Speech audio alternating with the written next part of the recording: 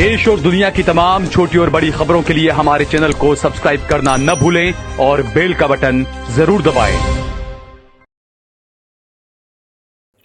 नमस्कार दोस्तों, स्वागत है आपका देश लाइव में और आपके साथ मैं हूं आशिमा त्यागी। दोस्तों, नीतीश कुमार का सुशासन बाबू वाला टैग क्या अब सिर्फ एक राजनीतिक ब्रांड बनकर रह गया है? जी हाँ, सुशासन बाबू आपने सुना होगा, या फिर बिहार की सियासत में जो परतें अब खुल रही हैं परत दर परत, वो इस पूरे नैरेटिव को जड़ से हिला देने वाली हैं। दरअसल ये तमाम वो सवाल हैं जो बिहार की राजनीति में एक बार फिर खड़े हो रहे हैं और एक बार फिर एक बड़ा सवाल यहाँ पर खड़ा हुआ है कि आखिर नीतीश कुमार ने मुख्यमंत्री की कुर्सी क्यों छोड़ी थी और उनके शासन में जो सुशासन का दावा किया जाता रहा है, क्या वो वास्तव में जमीनी हकीकत था या एक सियासी मिथक? तो आज इसी सवाल के साथ इस चर्चा की शुरुआत होगी। मैं चर्चा में आगे बढ़ूं उससे पहले आप लोगों से अपील, इंसाफ की आवाज को बुलंद करने के लिए और सच्ची पत्रकारिता के लिए हमारा यानी देश लाइव का सहयोग करें। साथ ही डिस्क्रिप्शन में दिए गए लिंक को ओपन कर ज्वाइन बटन दबाकर आप हमसे यानी देश लाइव से सीधा जुड़ सकते हैं। दोस्तों इस चर्चा को आगे बढ़ाते हैं और इस पूरे मामले को समझने की कोशिश करते हैं। दरअसल बिहार की राजनीति की अगर हम बात करें तो बिहार की राजनीति को समझने के लिए सबसे पहले हमें यह जानना जरूरी हो जाता है कि नीतीश कुमार का इस्तीफा कोई एक बार की घटना नहीं रही है। उन्होंने कई बार सत्ता छोड़ी और फिर वो वापस भी आए, और कभी गठबंधन की राजनीति के चलते तो कभी नैतिक जिम्मेदारी का हवाला देकर। देखिए, 2014 में लोकसभा चुनाव में हार के बाद उन्होंने खुद को जिम्मेदार ठहराया और खुद को जिम्मेदार ठहराते हुए इस्तीफा भी दिया। लेकिन बाद में फिर वो सत्ता में लौट आते हैं। 2022 की बात करें तो 2022 में उन्होंने नरेंद्र मोदी के नेतृत्व वाले एनडीए से अलग होकर महागठबंधन का साथ लिया और 2024 के आसपास फिर राजनीतिक समीकरण वहां पर बदले, फिर उलटफेर।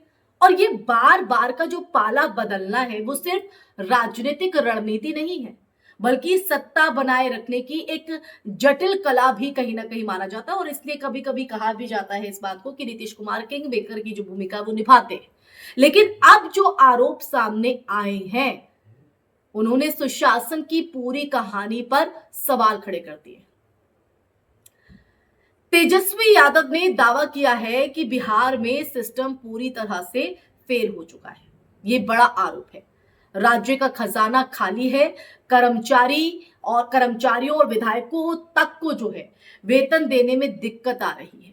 अब यहां तक कि पेंशन तक पर भी संकट जो है मंडरा रहा है। ये वो गंभीर आरोप जो तेजस्वी यादव की तरफ से सुशासन बाबू पर लगाए गए, और ये सिर्फ एक राजनीतिक बयान नहीं है, बल्कि अगर इसमें सच्चाई को ढूंढे तो सच्चाई है तो ये राज्य की आर्थिक सेहत पर एक गंभीर सवाल खड़ा करता है, अगर इसमें कहीं भी रत्ती भर सच्चाई है।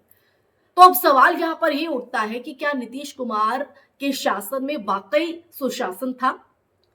क्योंकि शुरुआती सालों में, खासकर 2005 से 2013 के बीच बिहार में कानून व्यवस्था में सुधार, सड़क निर्माण, शिक्षा और स्वास्थ्य के क्षेत्र में कुछ सकारात्मक बदलाव जो है वो देखने को मिले। और उस दौर में बिहार की छवि जंगल राज से निकलकर एक उभरते हुए राज्य की बनने लगी थी।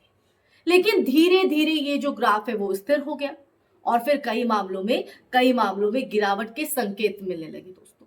लेकिन सबसे बड़ी समस्या रही कि प्रशासनिक ढांचे की कमजोरी, अफसरशाही पर नियंत्रण कमजोर जो है वो पड़ता गया और राजनीतिक हस्तक्षेप बढ़ता गया। अब देखिए, भ्रष्टाचार के आरोप जो है वो बार बार सामने आते रहे, लेकिन उन पर सख्त कार्रवाई कम ही देखने को मिली।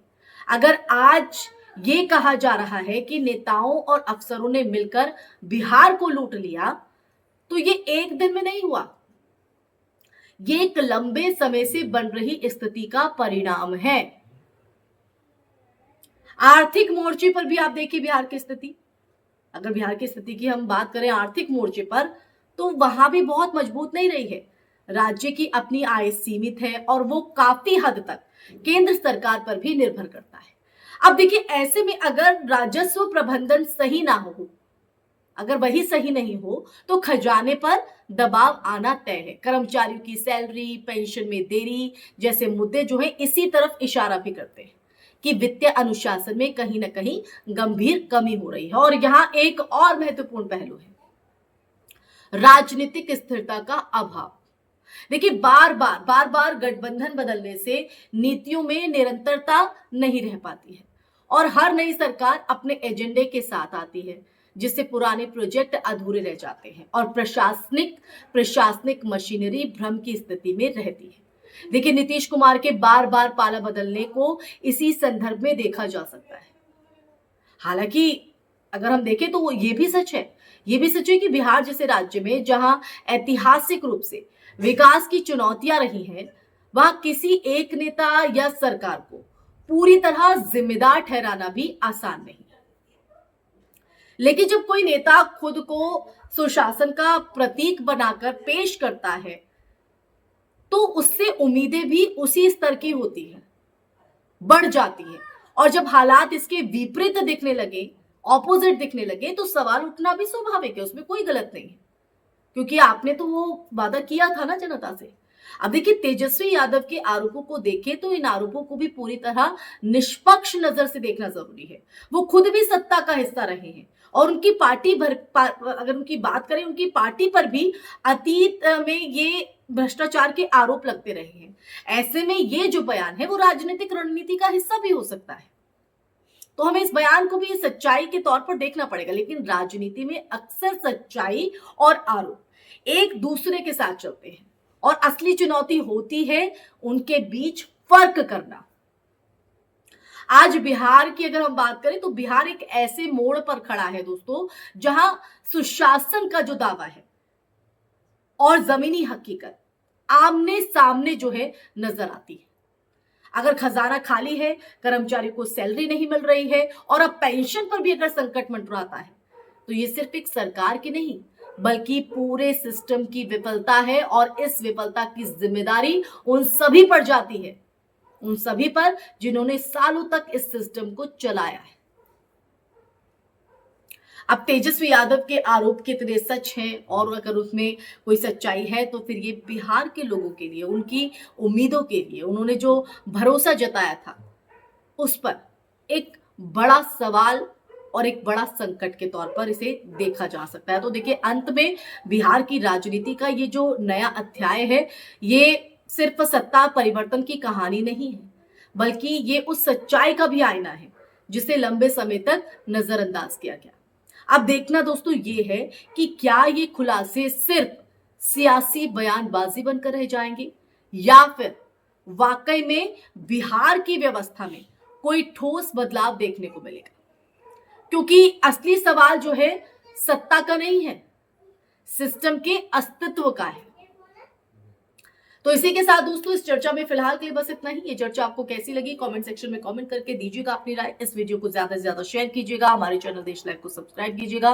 फिर हाजिर होंगे ऐसी ही चर्चा लेकर, तब तक के लिए आप अपना ख्याल रखिए। जय हिंद, जय भारत, नमस्कार।